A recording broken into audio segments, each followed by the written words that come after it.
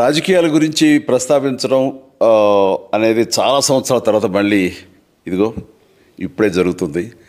దానికి ప్రధానమైన కారణం తమ్ముడు పవన్ కళ్యాణ్, అలాగే చంద్రబాబు నాయుడు గారు తెలుగుదేశం నుంచి, బీజేపీ నాయకత్వం వీళ్ళందరూ ఒక కూటమిగా ఏర్పడ్డారు. అది చాలా సంతోషం, మంచి పరిణామం.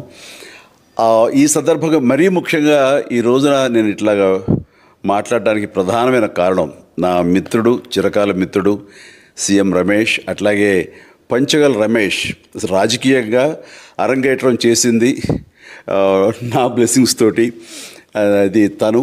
అలాంటి పంచగల్ రమేష్ అండ్ సీఎం రమేష్ గారు వీరు నాకు కావలసిన వాళ్ళు ఇద్దరు కూడాను అనకాపల్లి కాన్స్టిట్యున్సీలో ఎంపీ క్యాండిడేట్గా, అలాగే పెందుర్తి ఎమ్మెల్యే క్యాండిడేట్గా వీరు నిలబడటం అన్నది నాకు చాలా సంతోషంగా ఉంది. ఎందుకంటే ఇద్దరు చాలా మంచి వాళ్ళే కాకుండా సమర్థవంతులు.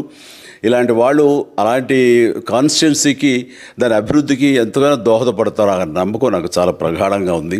ముఖ్యంగా సీఎం రమేష్ గారికి కేంద్రంతో ఉన్నటువంటి సంబంధాలు, అనుబంధం ఇది మరీ మరీ ప్రత్యేకం. నాకు అది ఎప్పటి నుంచో తెలుసు. వారి గురించి నేను వింటూనే ఉన్నాను, చూస్తూనే ఉన్నాను. అండ్ ముఖ్యంగా ఆ కాన్స్టిట్యున్సీ, అనకాపల్లి కాన్స్టిట్యున్సీ అభివృద్ధికి ఈయన పరిచయాలు, కేంద్రంతో ఈయనకున్న సత్సంబంధాలు ఎంతో ఉపయోగపడతాయి. తద్వారా రమేష్ అలాగే మిగతా ఎమ్మెల్యేలు అందరూ కూడా ఎవరైతే అభివృద్ధి చేయాలి ఆయా ఎమ్మెల్యే నియోజకవర్గాలు అనుకున్నారో అవన్నీ కూడా సజావుగా సాగిపోతాయి అంటానికి దాని వెనకాల సీఎం గారి కృషి డెఫినెట్గా ఉంటుందంటే ఎలాంటి సందేహం లేదు. అండ్ వీరి నాయకత్వంలో మిగతా వాళ్ళ ఎమ్మెల్యేలు అందరూ కూడాను కలిసికట్టుగా అనకాపల్లి అభివృద్ధికి ఎంతగానో దోహదపడతారు అండ్ రిజల్ట్ చూపిస్తాడన్న ప్రగాఢ విశ్వాసం ఉంది. కాబట్టి వీళ్ళిద్దరి గురించి ఈరోజు ప్రస్తావిస్తున్నాను.